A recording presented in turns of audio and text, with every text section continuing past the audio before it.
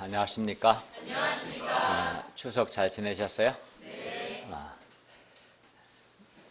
오늘은 이제 마태복음 마지막 말씀을 전하고 14장부터 28장은 내년 봄에 이어서 하고자 합니다.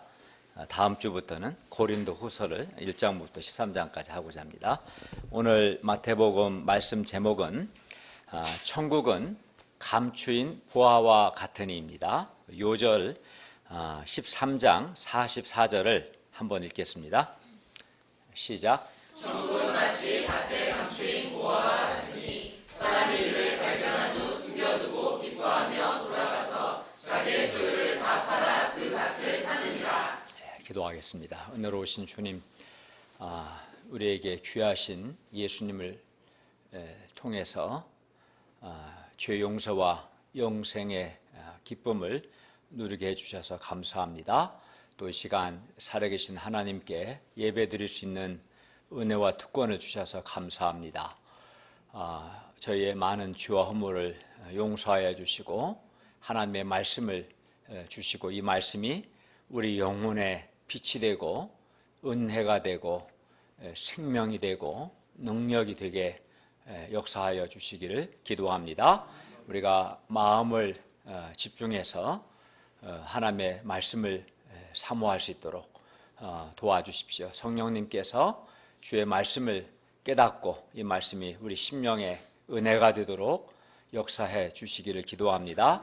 예수님의 이름으로 기도하였습니다. 아멘.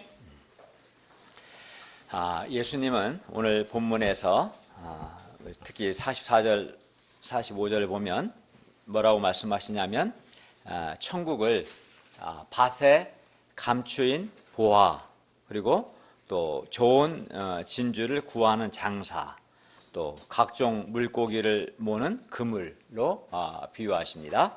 오늘 말씀도 천국 비유이죠. 천국 비유에 관한 말씀인데 오늘 말씀을 통해서 우리가 그 무엇보다도 천국의 가치, 천국이 어떠한 가치를 가지고 있는가, 얼마나 귀한가, 천국의 가치를 우리가 깨닫고 또 천국을 소유할 수 있기를 바랍니다.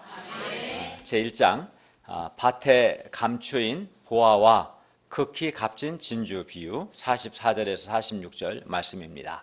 44절을 다시 한번 또 읽겠습니다. 시작. 천국은 마치 밭에 감추인 보화와 같으니 사람이 이를 발견한 후 숨겨두고 기뻐하며 돌아가서 자기의 소유를 다 팔아 그 밭을 사느니라. 예수님 당시에는 은행이 없었기 때문에 이제 재물을 은행에 맡기지 못하고 각자가 개인적으로 재물을 보관해야 했습니다. 그런데 재물을 집안에 보관하는 것은 위험했어요. 왜냐하면 강도가 와서 그 재물을 가져갈 수 있었기 때문에 그렇습니다. 재물을 집에 보관하는 것은 안전하지 않았습니다. 그래서 당시에 사람들이 보화를 궤 속에 넣어서 큰 상자 속에 넣어서 이제 밭에 땅을 파고 밭에 감추는 경우가 많았습니다. 집안에다 보관하기 힘드니까 그렇게 했었어요. 그런데 그 주인이 이제 보물의 보화의 주인이 이제 먼 여행을 갔는데 병들거나 죽거나 어떤 사정 때문에 돌아오지 못하는 경우가 있을 수 있었고 또 전쟁에 나갔다가 죽었을 경우도 있겠죠. 근데 이제 땅 속에다가 보화를 숨겨놨다는 것을 말하고 갔어야 하는데 말하지 않았을 때 아무도 모르는 거죠. 보화를 땅 속에다 묻어두고 갔는데 돌아오지 못했고 또 그런 경우 아무도 몰라요. 그래서 이런 경우에는 이제 그 보화가 귀중품이 오랜 세월 동안 땅 속에 묻혀 있게 되었습니다. 그런 상황을 지금 상정한 거예요. 근데 어느 날 한 일꾼이 삭슬 받고 하루에 일당 한 5만을 받고 남의 밭을 갈아주고 있었습니다. 소를 앞세우고 쟁기로 밭을 갈고 있는데 여러분 이걸 봤어요? 밭 가는 거? 저는 어렸을 때 많이 봤어요. 처음에는 저희 아버님이 쟁기로 밭을 갈았고 저희는 좀 부유했기 때문에 초등학교 3학년 때 경운기를 샀어요. TV도 사고 1학년 때. 동네에 한 대 있는 TV인데 그 집이 우리 집이었어요. 어쨌든 옛날 생각이 나네 갑자기. 네. 네. 서로 그 밭을 가는 걸 많이 봤어요. 처음에는. 나중에 경운기를 사고 이항기를 사고 나중에는 이제 기계로 밭을 갈기 시작했죠. 어쨌든 이제 소를 앞세우고 쟁기로 밭을 갈고 있는데 이제 밭 중간쯤 왔을 때 쟁기에 무언가 덜컥하고 걸렸어요. 그 사람은 이게 돌인가 보다 하고 이제 왜냐면 돌을 치워야지 안 그러면 쟁기가 망가지니까 또 밭을 갈 수가 없으니까 쟁기질을 딱 멈추고 이제 돌을 파내려고 했습니다. 그런데 파보니까 그것은 돌이 아니었어요. 그 안에 땅속에 큰 상자가 박스가 있었던 것이죠. 그리고 큰 상자에는 자물쇠가 채워져 있었습니다. 이 사람은 그래 자물쇠를 이게 삽 같은 걸로 부숴버리고 상자를 한번 열어봤어요. 궁금해서. 근데 이게 웬일입니까? 상자 안에는 뭐 다이아몬드, 순금 덩어리, 또 보석이 촘촘히 박힌 금관 등 온갖 보화들이 그 상자 안에 가득 담겨 있었습니다. 이 사람의 심정이 어떻겠어요? 요즘 득템했다는데 그건 아무것도 아닌 거예요. 이 사람은 막 가슴이 벌렁거렸어요. 벌떡벌떡 뛰었어요. 야, 이게 꿈인가? 그리고 그 다음에 뭐 했겠어요? 예. 이거 누가 본 사람이 없는가? 둘러봤어요. 다행히 아무도 안 봤어요. 사람들이 보기 전에 얼른 상자를 도로 땅속 깊이 묻고 그 흙으로 표면을 덮었습니다. 그리고 이 사람은 우연히 밭을 갈다가 우연히 보화를 발견했기 때문에 기쁘죠. 아주 기쁜 마음으로 집으로 돌아갔습니다. 이 사람이 뭐 했겠어요? 이 사람이 밭에 그 감추인 그 보화를 얻기 위해서는 그 밭을 사야죠. 그 밭을 사면은 밭 속에 숨겨둔 감추어져 있는 보화도 자기 것이 되니까. 그래서 그는 그 밭을 사기 위해서, 왜냐하면 이 사람만 알고 있죠. 그 밭에 보화가 있다는 것을. 밭을 소유하면 보화도 소유하는 거기 때문에 이 사람은 밭을 사기 위해서 모든 걸 다 파는 거죠. 소도 팔고 집도 팔고 또 어쨌든 집안에 팔 수 있는 것은 다 파는 거예요. 얼마가 됐든 간에 몇 배를 쳐서 샀죠. 그가 모든 것을 다 팔아서 그 밭을 샀을 때 사람들은 정신 나간 사람이라고 말했을 겁니다. 왜냐하면은 시세보다 엄청 비싸게 밭을 사니까 왜 저러나. 그러나 그는 감추인 보화를 발견했기 때문에 그는 그의 모든 소유를 다 파는 것이, 팔아서 밭을 사는 것이 아까웠겠어요? 안 아깝겠어요? 조금도 아깝지 않았습니다. 보화가 밭에 감추어 있었기 때문에 그는 기쁘고 즐거웠어요. 여기 보면은 기뻐하며 나오죠. 44절에 기뻐하며. 기쁜 거죠. 보화를 발견했기 때문에, 밭을 사면 보화를 얻을 수 있기 때문에 전혀 아깝지 않았습니다. 그러나 사람들은 이 사람의 기쁨을 이해하지를 못했어요. 왜 사람들은 이해하지 못하겠어요? 왜냐하면은 이 사람은 밭을 갈다가 땅속에 감추어진 보화를 발견했기 때문에 그 보화가 엄청난 가치가 있잖아요. 그래서 괜찮았지만 다른 사람들은 감추인 보화를 발견하지 못했던 거죠. 그래서 이 사람을 이해하지 못한 것이죠. 45, 46절을 보십시오. 한번 같이 읽어볼까요? 45, 46절 시작. 또 천국은 마치 좋은 진주를 구하는 장사와 같으니 극히 값진 진주 하나를 발견하매 가서 자기의 소유를 다 팔아 그 진주를 사느니라. 진주는 고대 사회에서 매우 값진 물건이었습니다. 당시에는 금보다 더 가치가 있었다고 합니다. 그래서 이제 고대 기록에 의하면 카이사 황제죠. 이 사람은 브루투스의 어머니에게 600만 세스테르티우스, 이게 로마 화폐 단위 같아요. 근데 이것을 환산하면 150만 데나리온. 데나리온이 노동자 하루 품삯이거든요. 그러니까 노동자가 150만 년을 일해야 할 품삯이에요. 제가 한번 하루 일당을 5만 원으로 계산해서 계산해 보니까 한 750억 정도 돼요. 이 600만 세스테르티우스의 진주를 사서 브루투스 어머니에게 선물했다고 합니다. 카이사르가. 그리고 클레오파트라는 1억 세스테르티우스, 곧 2,500만 데나리온, 오늘날 환산하면 한 1,250억 원짜리 진주를 소유하고 있었다고 합니다. 그러니까 이 본문에서 이 진주가 얼마나 가치가 있는가 알겠죠, 그죠? 이 장사는 아주 좋은 진주를 찾아서 온 세상을 돌아다녔어요. 오직 그의 한 가지 소원은 좋은 진주를 찾는 것이었습니다. 그는 수년 동안 좋은 진주를 찾아다녔고, 그러다가 드디어 마침내 극히 값진 진주 하나를 발견했어요. 이 사람은. 그리하여 그는 집으로 가서 자기 소유를 다 팔아서, 이 사람도 다 팔아서 그 진주를 샀습니다. 왜 그럴까요? 왜냐하면 극히 값진 진주가 자신의 모든 소유보다도 몇 배, 몇십 배, 몇백 배 더 가치가 있었기 때문입니다. 그렇죠? 사람은 보통 사람은 이성적이죠, 그죠? 가령 저 밭이 100만 원짜리예요. 근데 밭 속에 감춰진 보화가 1,000억 원이 감춰져 있어요. 그러면 여러분은 1,000만 원을 줘서라도 그 밭을 사려고 하겠어, 안 하겠어요? 그렇죠.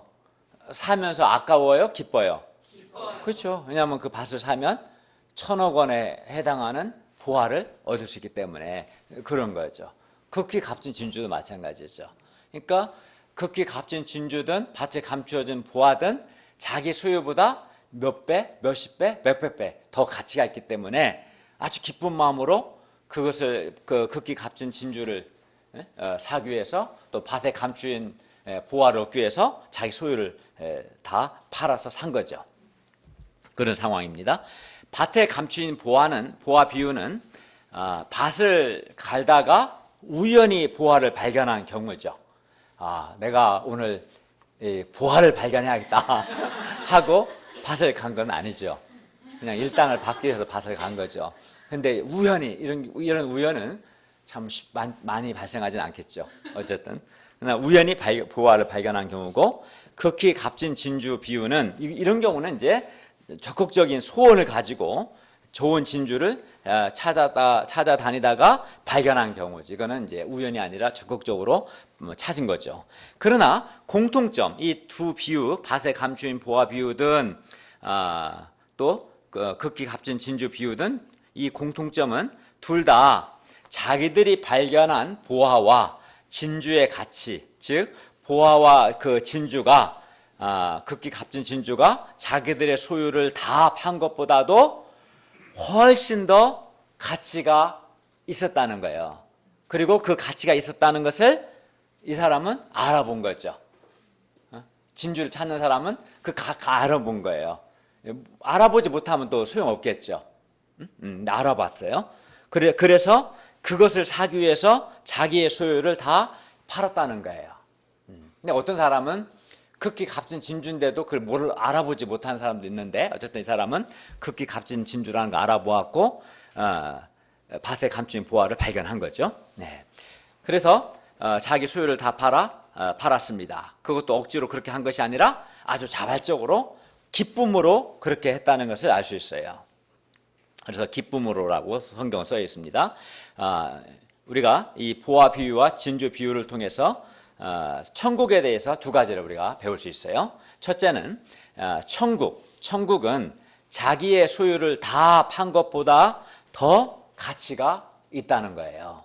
천국은 뭐와 같다고 그랬어요? 밭에 감춘 보화와 같고 극히 값진 진주와 같다는 거예요. 이 말은 천국은 감추인 보화나 극히 값진 진주 같은 큰 가치가 있다는 거고, 또 자기 소유를 다 팔아 샀다는 것은 자기 소유보다 훨씬 더 가치가 있다는 것을 말해줍니다. 밭에 감추인 보화와 극히 값진 진주 비유는 천국은 자기 모든 소유를 다 팔아 사도 전혀 아깝지 않은, 아니 자기 모든 소유보다 훨씬 더 가치가 있다는 것을 우리에게 가르쳐 줍니다. 그래서 천국을 발견한 사람은 기쁨이 충만합니다. 마치 감추인 보화를 발견한 것처럼 천국을 발견한 사람은 기쁨이 가득합니다. 그리고 그 천국, 자기가 발견한 천국을 얻기 위해서 기쁨으로 자기 소유를 다 팝니다. 그런데 우리는 마태복음에서 지금 여기 천국 비유인데 천국이 뭐냐? 그걸 명확히 다시 한번 우리가 생각한다면 천국이라는, 여기서 말씀하는 천국은 어떤 특정한 장소를 가리키는 것이 아니라, 그러니까 한마디로 새하늘과 새 땅을 가리키는 것이 아니라, 마태복음에서 천국은 하나님의 다스림, 하나님의 역동적인 통치를 받는 상태를 가리킵니다. 그러니까 천국이라고 할 때는 어떤 공간을, 장소를 생각하는 게 아니라 하나님께서 나를 다스리시는, 나를 통치하시는 바로 그 상태를 가리켜서 천국이라고 말하는 거죠. 예. 물론 여기서 하나님은 삼위, 곧 성부, 성자, 성령 하나님을 가리킵니다. 그래서 천국은 성부, 성자, 성령 하나님의 역동적인 통치, 역동적인 다스림을 받는 것을 의미합니다. 예수님은 감추인 보화와 좋은 진주 비유를 통해서 하나님의 통치를 받는 것, 하나님의 다스림을 받는 것에 최고의 가치가 있다, 최고의 기쁨이 있다라는 것을 지금 말씀하고 계시는 거예요. 천국은 밭에 감추인 보화 같다 말은 하나님의 통치를 받는 것, 하나님의 다스림을 받는 것이 마치 밭에 감추인 보화 같은 그런 최고의 가치가 있는 것이다 라고 말씀하는 거죠. 그래서 천국의 가치, 곧 하나님의 통치를 받는 것의 가치를 발견한 사람은 기쁨으로 자기 소유를 다 팔아서 천국을 삽니다. 이는 천국, 곧 하나님의 통치를 받는 것이 자기의 모든 소유보다 더 가치가 있다는 것을 알기 때문에 그렇습니다. 그러면 왜 하나님의 통치를 받는 삶이 밭에 감추인 보화가 같고 또 극히 값진 진주와 같을까요? 왜냐하면 지금 마치 천국, 하나님의 다스림을 받는 것, 하나님의 통치를 받는 것은 밭에 감추인 보화가 같고 극히 값진 진주와 같다는 거잖아요. 왜 그럴까? 왜냐하면 우리가 하나님의 통치를 받을 때, 하나님의 다스림을 받을 때 우리는 하나님이 주시는 죄 용서의 은혜를 누리게 됩니다. 또 나를 향한 하나님의 사랑을 깨닫게 되고 하나님의 사랑을 또 누리게 되고, 그리하여 이렇게 하나님의 다스림을 받고 그 결과 하나님이 주시는 죄 용서 또 하나님의 사랑을 누리는 사람은 그 마음에 기쁨이 충만하게 될 것입니다. 그러니까 이것은 세상 어디에서도 얻을 수 없는 최고의 가치가 있는 거겠죠. 우리가 뿐만이 아니에요. 천국은 하나님의 통치를 받는 상태라고 했는데 우리가 하나님의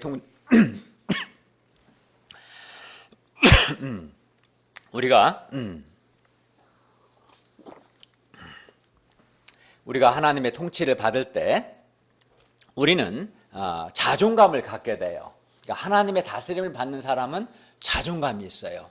그리고 또 하나님의 통치를 받는 사람은 자신의 절대적인 존재의 의미와 가치를 발견하게 됩니다. 또 우리가 하나님의 통치를 받을 때 우리는 하나님의 선하시고 신실하신 그 인도하심과 도우심을 경험하게 됩니다. 하나님이 나를 선하고 신실하게 인도하시고 도우시는 것을 경험하게 되는 거죠. 그리하여 이런 하나님의 통치를 받는 사람, 하나님의 선하신 신실하신 도우심, 인도하심을 경험하는 사람은 장래에 대해서 두려워하거나 염려하지 않습니다. 왜냐하면 하나님이 내 인생을 가장 선하게, 베스트로, 신실하게 인도하실 것을 확신하기 때문에 장래에 대해서 두려워하고 염려하기보다도 오히려 하나님께서 내 인생을 어떻게 인도하실지에 대한 기대와 희망과 또 하나님이 선하게 인도하실 것이라는 확신을 가지게 됩니다. 우리가 예수님의 통치를 받을 때 우리 안에 영생하도록 솟아나는 기쁨이 있게 되고 또 예수님의 통치를 받는 사람은 세상이 줄 수 없는 마음의 평화를 누리게 됩니다. 마음에 은혜가 가득하게 됩니다. 그리하여 예수님의 통치를 받는 사람은 그 마음의 자존감 또는 하나님의 사랑의 확신 또는 기쁨, 평화, 은혜 감사 등이 충만하게 되는 것이죠. 그렇기 때문에 천국 곧 하나님의 통치를 받는 삶은 자기의 모든 소유를 다 팔아사도 전혀 아깝지 않은 것이죠. 그러니까 하나님의 통치를 받을 때 죄 용서와 사랑과 하나님의 선하심과 신실하심, 하나님의 도우심, 자존감, 기쁨, 평화, 감사 등 이 모든 것들을 누리게 되기 때문에, 소유하기 때문에 자기 소유를 다 파는 것이 아깝지 않은 정도가 아니라 기쁨으로 자기 소유를 다 팔아서라도 천국을 사게 되는 겁니다. 천국은 이렇게 최고의 가치가 있기 때문에 천국을 발견한 사람은, 정말 천국을 발견한 사람은 기쁨으로 자기 소유를 다 팔아서 천국을 삽니다. 하나님의 통치 받는 삶을 살기 위해서 기쁜 마음으로 자기의 모든 소유를 다 포기할 수 있습니다. 본문에서 밭에 감추인 보화와 극히 값진 진주는 예수님을 가리킵니다. 예수님은 최고의 보화요 극히 값진 진주가 되십니다. 왜냐하면 이미 살펴본 것처럼 예수님의 통치, 예수님의 다스림을 받는 삶에 죄 용서, 또 은혜, 기쁨, 만족과 평화가 있기 때문입니다. 예수님의 통치를 받을 때 우리는 하나님의 도우심과 하나님의 자비와 하나님의 긍휼을 누리게 됩니다. 또 예수님의 통치를 받을 때 예수님 안에서 그 사람은 변화되고 또 예수님 안에서 새 삶을 살게 됩니다. 또 예수님 안에서 생명력 있고 능력 있는 삶을 살게 되고 또 변화되어 하나님께 귀하게 쓰임받는 영광스러운 삶을 살게 됩니다. 그렇기 때문에 예수님이 최고의 보화가 되시고 극히 값진 진주가 되시는 거죠. 그러니까 예수님을 얻으면 이 모든 것을 다 얻게 되는 거예요. 그렇기 때문에 예수님은 보화와 같고 극히 값진 진주와 같은 거죠. 그래서 사도 바울은 골로새서 2장 3절에서 예수 그리스도 안에 지혜와 지식의 모든 보화가 감추어져 있다라고 그는 말했어요. 먼저 예수 그리스도 안에 구원의 지혜와 지식의 보화가 있습니다. 구원을 알게 하는 지혜와 지식의 보화가 있습니다. 예수님 안에, 예수 그리스도 안에 죄인이 어떻게 구원을 받을 수 있는가를 알게 하는 지혜와 지식의 보화가 있습니다. 죄인이 어떻게 죄를 용서받고 어떻게 하나님과 화목하고 관계를 회복하고 어떻게 죄인이 어떻게 마음의 참 평안과 기쁨을 얻을 수 있는가를 가르쳐주는 그 지혜, 그 지식의 보화가 어디에 있다는 거예요? 예수 그리스도 안에 있다는 거예요. 뿐만 아니라 우리가 어떻게 죽음을 극복하고 부활하며 영생을 얻을 수 있는가, 이것을 가르쳐주는 지혜와 지식도 예수님 안에 있습니다.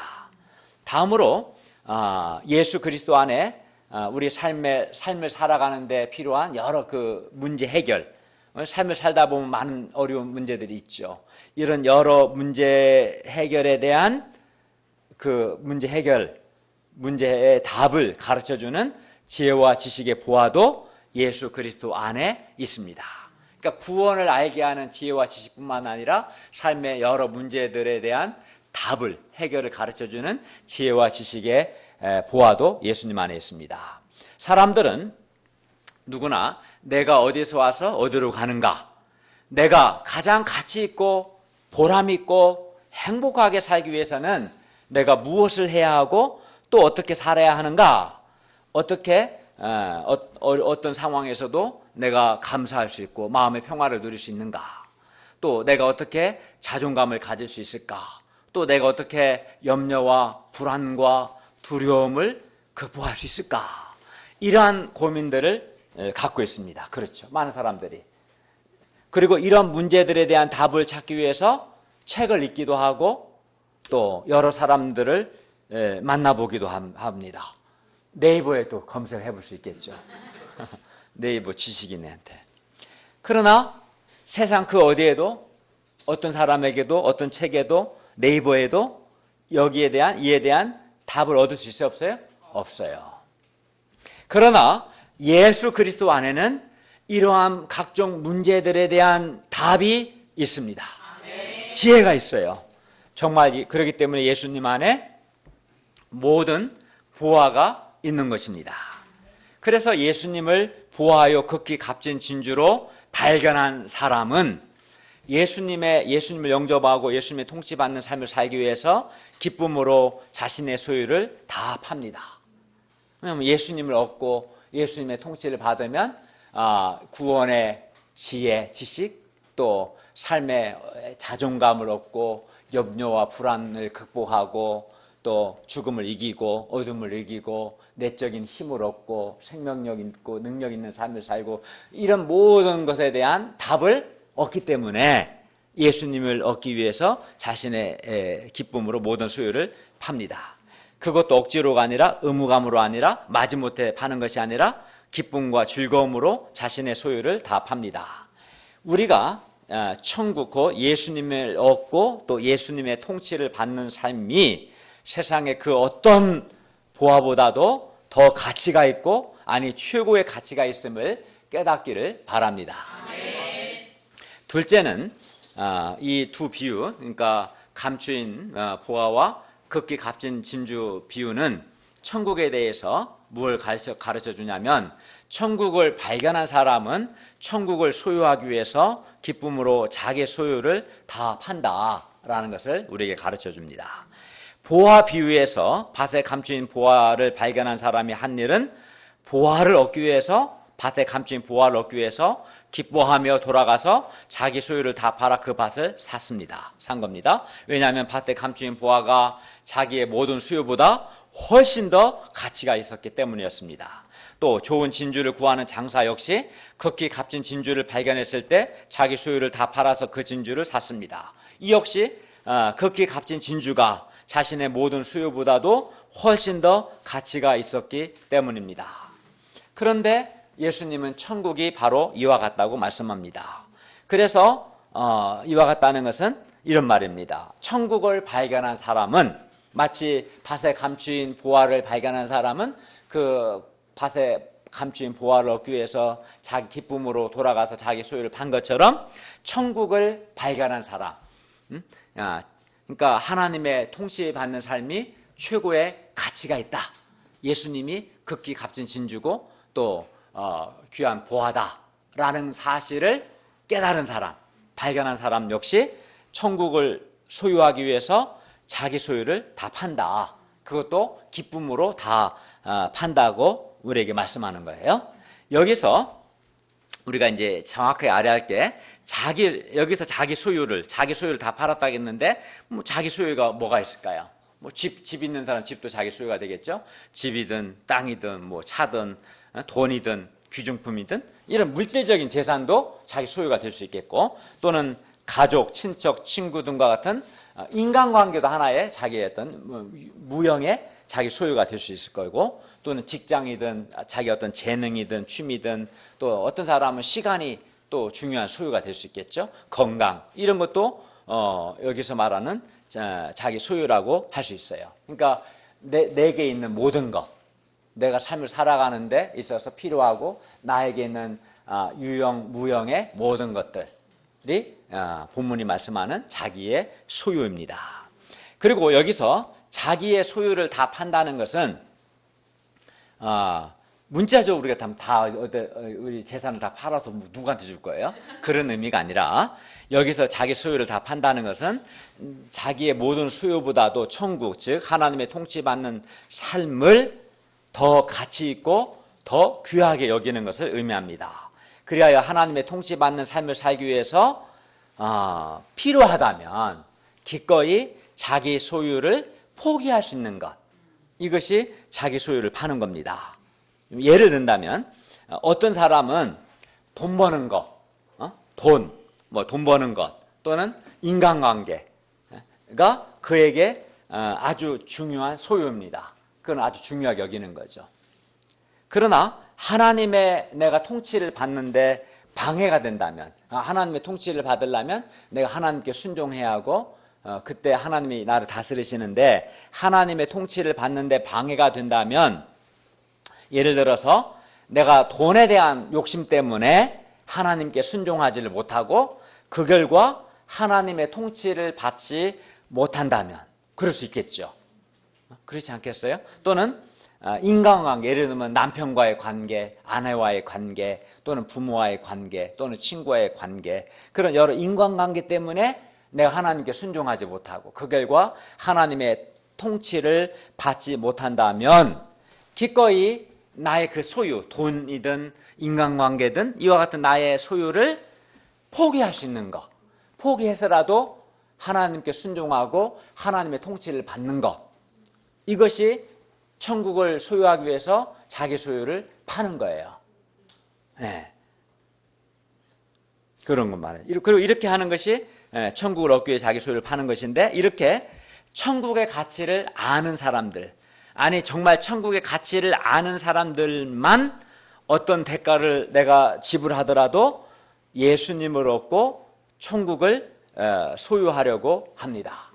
그러니까 나에게 돈도 중요하고 인간관계도 중요하고 또 시간도 중요해요. 그러나 안 중요하다는 게 자기 소유가 아깝지 않은 사람이 어디 있겠어요. 그러나 천국, 하나님의 다스림을 받는 거, 하나님의 통치를 받는 거, 하나님의 인도하심을 받고 하나님의 도우심을 받는 거, 이것이 더 가치가 있는 거다. 최고의 가치가 있는 거다. 이 가치를 아는 사람은 아무리 돈이 귀하고 시간이 귀하고 인간관계가 귀하더라도 그것을 포기하는 한이 있어도 내가 천국을 얻고자 한다는 거예요. 이해갑니까? 네. 예. 그러나 만일 천국을 소유하기 위해서 자기 소유를 다 파는 것이 아깝거나 부담스럽게 느껴질 수 있죠. 어떤 사람은 천국 자꾸 목사님 말씀하셨지만 천국보다 나는 돈이 더 중요해, 내 시간이 더 중요해, 사람들과 인간관계가 더 중요해. 그런 사람이 있을 수 있겠어요, 없겠어요? 예. 만약에 있다면 이는 왜 그럴까요? 이는 그 사람이 아직 천국의 가치를 깨닫지 못하기 때문입니다. 사실 그는 아직 천국을 발견하지 못했기 때문입니다. 정말 천국을 발견한 사람, 천국의 가치를 아는 사람은 자기 소유를 다 희생하는 한이 있어도 천국을 얻으려고 해요. 왜냐하면 천국을 얻으면 예수님을 얻고 하나님의 다스림을 받으면 조용소도 얻죠, 영생도 누리죠, 하나님의 도우심을 받죠, 내면이 밝아지죠, 내적인 힘이 있죠, 승리한 인생을 살게 되죠, 하나님의 복을 누리게 되죠. 다 얻는 거예요, 사실은. 그렇죠? 근데 아직도 천국보다도 내게 시간이나 돈이나 내 소유가 더 중요하고 아깝게 여겨지는 사람은 천국의 가치를 모르는 사람이에요. 어리석은 사람이에요. 그래서 그 소탐대시를 하는 거예요. 소탐대시. 작은 걸 얻기 위해서 천국이라는 비교할 수 없이 큰 것을 잃어버리는 거예요. 참으로 미련한 거죠. 미련한 자예요. 그러면 중요한 건 그래서 사실은 우리가 천국의 가치를 알아야 돼요. 예수님이 정말 감추인 보화와 같고 극히 값진 진주와 같은 분이시다. 하나님의 통치를 받는 삶이 최고로 중요하고 가치가 있다. 이것이 이제 천국의 가치를 아는 것이고 천국을 발견하는 거죠. 이걸 정말 알면 그 다음에는 어렵지 않아요, 사실은. 이걸 모르니까 문제예요. 그러면 우리가 이 천국이라는 것이 예수님을 얻고 예수님의 통치를 받는 삶이 최고의 보화다. 그거 이제 천국의 가치를 아는 거죠. 그럼 우리가 어떻게 이 천국의 가치를 알 수 있을까요? 천국의 가치는 밭에 감추어진 보화와 같이 어떤 점에서는 감추어져 있기 때문에 사람들이 그 가치를 잘 모릅니다. 우리가 천국의 가치를 발견하려면 말씀 공부라는 밭을 가려야 돼요. 꾸준하게 말씀을 공부하고 성령님의 깨닫게 하심이 있어야 돼요. 말씀을 공부해야 돼, 우선은. 그리고 성령 하나님께서 눈을 열어주실 때, 어떤 사람 말씀 공부해도 성령님이 눈을 열어주지 않으면 못 깨달아요.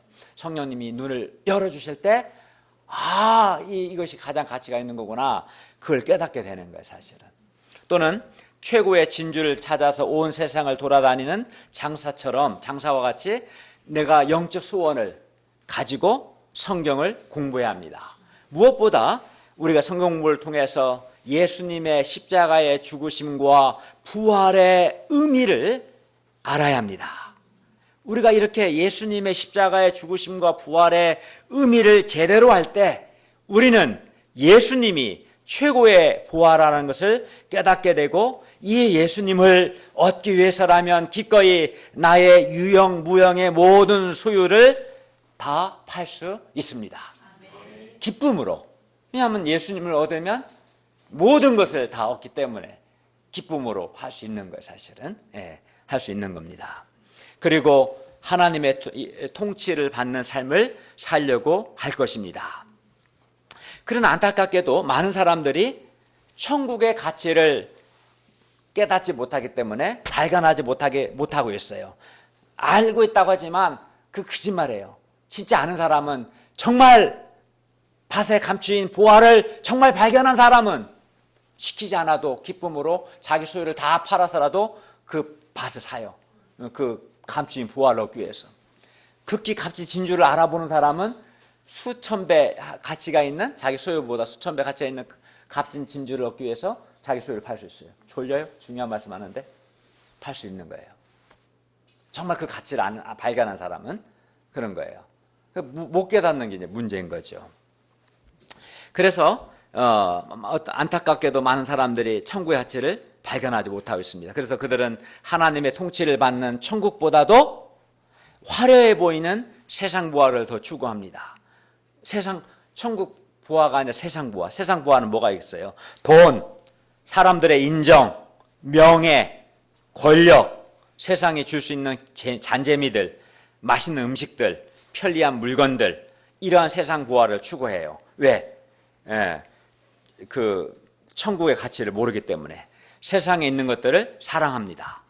사람들은 세상 보화를 얻으면 기쁨과 행복이 있을 것이라고 생각합니다. 그러나 세상 보화는 우리에게 물론 쾌락을 줍니다. 쾌락을 주지만 진정한 기쁨은 주지 못합니다. 마음의 평화를 주지 못합니다. 행복을 주지 못합니다. 무엇보다 세상 보화는 우리를 죄와 영원한 멸망에서 구원해 주지 못합니다. 이게 세상 보화의 한계입니다. 예수 그리스도만이 나를 사랑하사 나를 위해 십자가에서 죽으시고 부활하신 예수님만이 나를 죄와 죽음에서 구원하시고 나에게 영생을 주실 수 있습니다. 세상 보화는 세상 권력, 돈, 명예, 사람들의 인정, 칭찬 그 무엇도 나를 죄와 죽음에서 구원해 주지 못합니다. 뿐만 아니죠. 세상 보화는 나의 죽음과 함께 다 사라지고 맙니다. 하나도 못 가져가도 소용도 없어요. 그게 세상 보화의 한계입니다. 반면 예수님의 통치를 받는 삶에는 내가 예수님을 영접하고 예수님의 통치를 받을 때 나에게 말할 수 없는, 세상에서 얻을 수 없는 영생의 기쁨과 행복이 있습니다. 우리가 하나님의 통치를 받으면 받을수록 내면이 밝아집니다. 또 생명력을 갖게 됩니다. 또 하나님이 나를 사랑하신다는 걸 깨닫게 되기 때문에 하나님의 사랑으로 충만함을 누리게 됩니다. 하나님의 다스림을 받을 때 어둠을 이기고 빛의 인생을 살게 됩니다. 그런 점에서 예수님은 우리의 진정한 보화가 되십니다. 우리가 세상의 모든 것을 다 얻었다 할지라도 천국을 얻지 못한다면, 즉 하나님의 통치를 얻지 못한다면, 예수님을 얻지 못한다면 그것은 아무것도 아닌 거예요. 아무것도 아닌 거예요. 사실은 아무것도 아닌 겁니다. 반대로 세상에서는 비록 아무것도 얻지 못했다 할지라도 하나님의 통치받는 삶을 산다면 사실은 모든 것을 얻은 것입니다. 하나님이 주시는 죄 용서를 얻은 것이고, 하나님의 변함없는 사랑을 얻은 것이고, 하나님이 주시는 기쁨과 평화를 누리는 것이고, 하나님의 자비와 긍휼과 은혜를 경험하는 것이고, 하나님이 주시는 생명력을 또 행복을 얻은 것이죠. 그러므로 우리가 천국의 가치를 알고 가정에서든 교회에서든 직장에서든 학교에서든 나의 삶의 모든 영역에서 하나님의 통치를 받기 위해서 기쁨으로 자기 소유를 팔 수 있기를 바랍니다. 내가 예수님 먹고 하나님의 통치를 받는 데 있어서 방해가 된다면 그걸 포기할 수 있어야 돼요. 그게 자기 소유를 파는 거예요. 자기 소유를 팔 때, 그걸 포기할 때 하나님의 통치가 있는 거고, 하나님의 다스림이 있는 것이고 천국을 소유하게 될 것입니다. 그리고 우리가 주님께서 기도해야 돼요. 하나님께서 내 눈을 열어주셔서 제가 천국의 가치를 깨닫게 해주십시오. 예수님이 정말 보하고 극히 값진 진주임을 가르쳐 주십시오. 정말로 깨달아야 돼요. 정말로 깨달은 사람은 반드시 공통된 반응이 있어요. 기쁨으로 예수님을 얻기 위해서, 하나님의 통치받는 삶을 살기 위해서 기쁨으로 자기 시간을 팔 수도 있고 자기 소유를 팔 수 있어요. 그런 사람은 절대로 하나님께 인색하지 않습니다.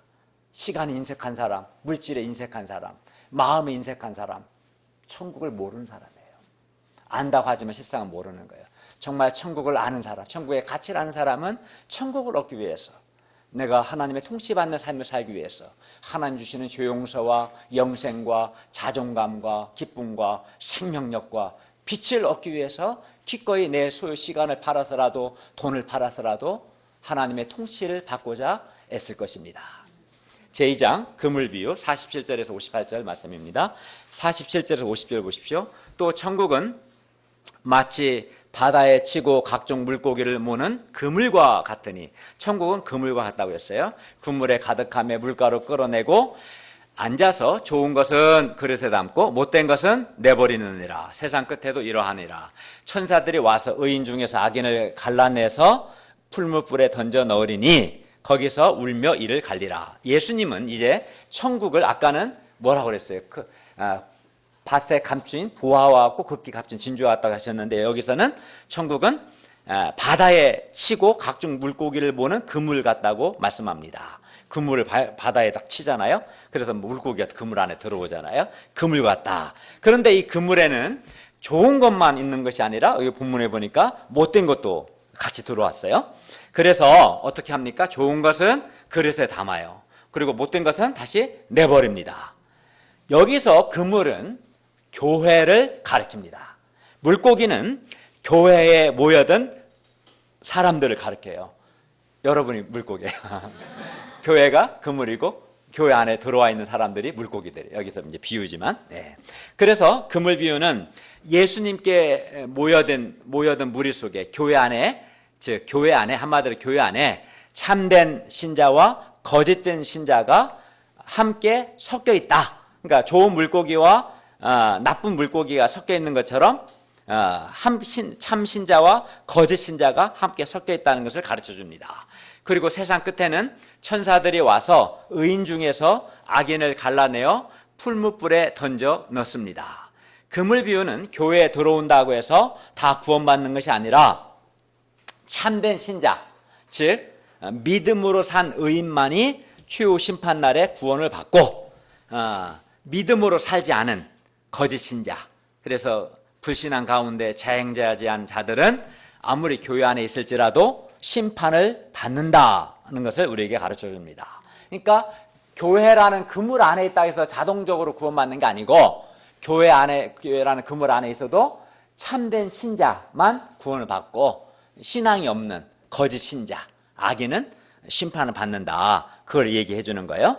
그러므로 우리는 어떻게 합니까? 교회 안에 있는 것으로 만족할 것이 아니라 참된 신자가 돼야 합니다.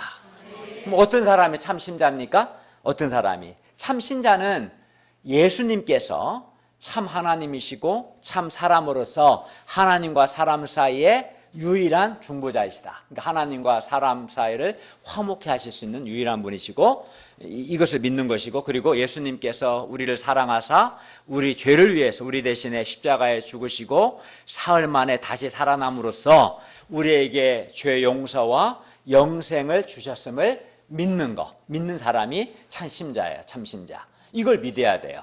예수님이 하나님과 사람 사이의 유일한 중보자가 되시고, 예수님이 우리 죄를 위해 죽으시고 부활하심을 우리에게 죄 용서와 영생 주셨음을 믿는 것, 이게 정말 믿는 참 신자고, 이걸 정말 믿는 사람은 어떻게 했어요? 예수님께 대해서 감사하는, 은혜를 감당하는 삶을 살려고 하지 않을까요?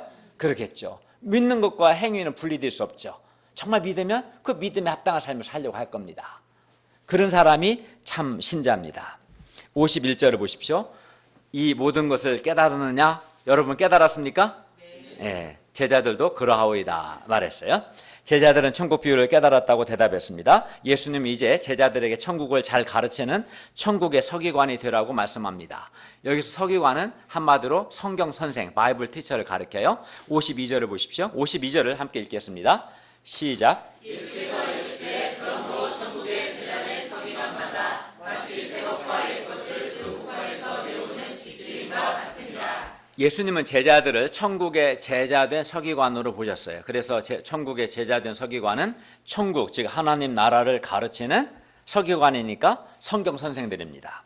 그리고 여기서 옛 것은 천국에 대한 옛 가르침, 즉 구약이겠죠? 가르치고 새 것은 천국에 대한 예수님의 새 가르침을 가르칩니다. 곧가는 사람의 마음을 가르칩니다. 예수님은 제자들이 하나님 나라, 천국에 대한 구약의 가르침과 옛것, 예수님의 새로운 가르침, 신약을 그 마음의 곳간에서 꺼내서 사람들에게 가르치기를 원하셨습니다. 우리 역시 이 시대 천국, 그 하나님 나라를 가르치는 성경 선생들이 돼야 합니다.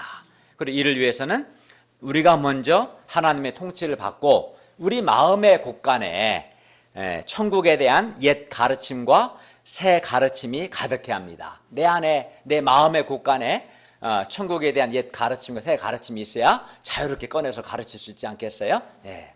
53, 54절을 보십시오. 예수님께서 이 모든 비유를 마치신 후에 그곳을 떠나서 고향으로 돌아가서 그들의 회당에서 가르치시니 그들이 놀라 말합니다.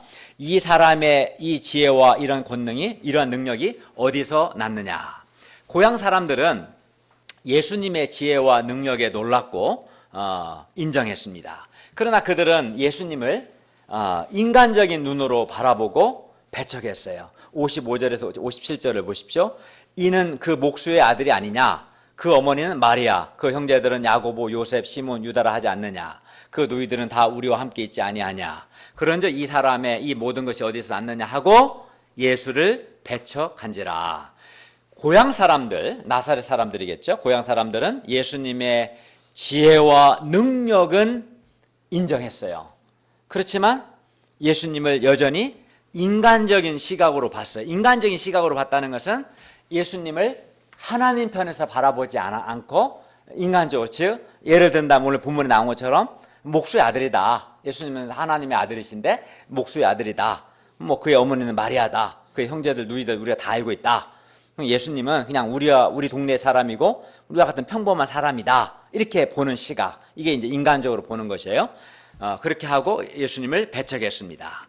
그들은 많은 증거들을 보고도 예수님을 하나님의 아들 그리스도로 믿지 않았습니다. 고향 사람들과 자기 집 사람들은 예수님을 하나님 편에서 바라보지 않고 인간적으로 바라보니까 예수님을 믿지 않고 예수님을 배척하게 되는 겁니다. 이게 굉장히 위험한 거죠. 예수님을 배척하게 되면 예수님이 주시는 구원도 배척하게 되는 거예요. 네. 인간적인 게 문제가 되는 거예요. 인간적이다는 것은 하나님 편에서 바라보지 않는 것이 인간적인 거예요. 이에 예수님께서 말씀합니다. 57절 하반절을 보세요. 예수께서 그들에게 말씀하시되 선지자가 자기 고향과 자기 집 외에서는 존경을 받지 않음이 없느니라. 그리고 그들의 믿지 않음을 인하여 거기서 많은 능력을 행하지 아니하셨습니다. 그러므로 우리는 인간적인 사람이 되지 아니하고 믿음의 사람이 돼야 합니다. 나의 편견이나 선입견, 인간적인 생각을 가지고 예수님을 바라보지 않아야 합니다. 예수님은 믿음이 있는 사람에게 예수님의 전능하신 하나님의 능력을 행하십니다. 그만큼 주님은 인격적이십니다. 그러므로 어떤 사람이 예수님의 능력을 얻지 못하는 것은 예수님이 문제가 아니라 그 사람이 예수님을 인간적으로 바라보고 예수님을 믿지 않고 예수님을 배척했기 때문에 그렇습니다. 즉 예수님께 대한 믿음이 없는 것이 문제인 거예요, 사실은. 예수님의 권능은 믿음이라는 통로를 통해서 나타납니다. 믿음은 예수님의 복을 담는 하나의 그릇입니다.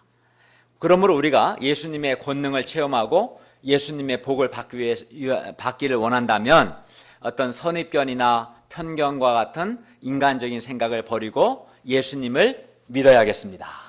예수님은 지금도 일하시는 거예요. 지금도. 예수님을 정말 믿고 말씀을 믿고 그 사람을 통해서 예수님의 능력의 역사가 지금 이 시간에도 일어나고 있는 거예요.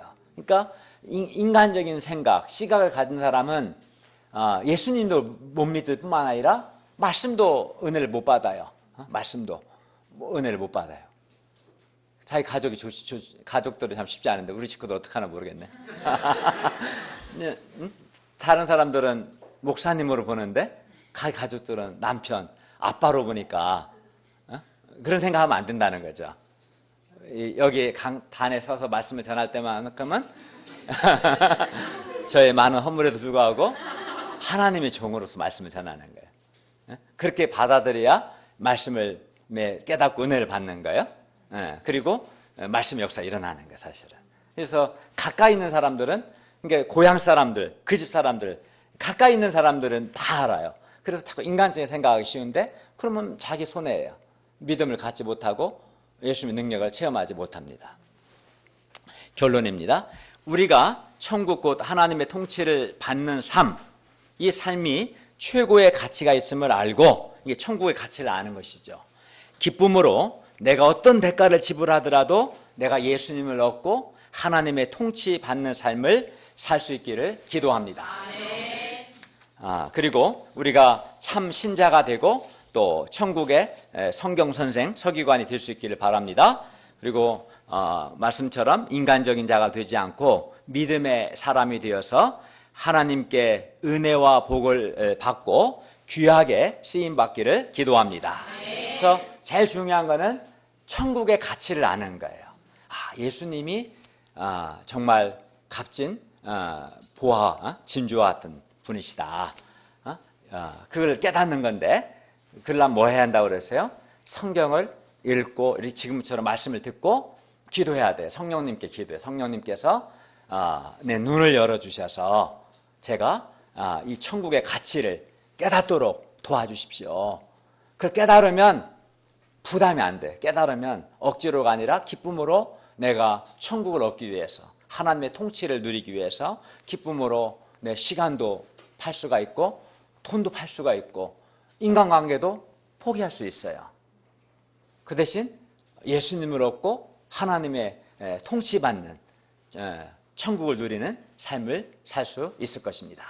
기도하겠습니다. 은혜로우신 주님, 저희가 천국의 가치, 마치 천국은 밭에 감추인 보화와 없고 극히 값진 진주와 같다는 이 천국의 가치를 깨닫도록 성령님께서 은혜 주시옵소서. 이 깨닫기 위해서 우리가 말씀을 공부하고 말씀을 듣고 또 성령님의 은혜를 구하고 그래야 깨닫고 예수님을 얻고 또 하나님의 통치받는 삶을 살기 위해서 우리의 소유, 그게 물질과 같은 그런 유형의 소유든 인간관계나 시간 같은 무형의 소유든 내가 천국을 얻기 위해서 기꺼이 우리의 소유를 팔 수 있도록 도와주시고 그 결과 천국을 얻을 수 있도록 도와주시옵기를 간절히 기도합니다. 예수님의 이름으로 기도하였습니다. 아멘.